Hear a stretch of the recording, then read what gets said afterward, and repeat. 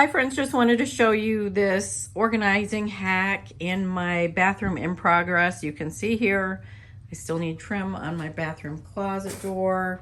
And we put a new doorknob on. I love these doorknobs.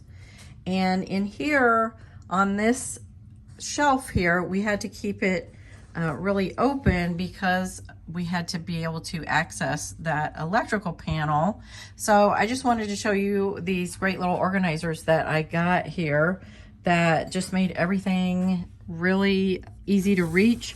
Got band-aids and all kinds of stuff there, taller things on top. These great drawers can hold all kinds of small things that just get buried in a box or really on a shelf too.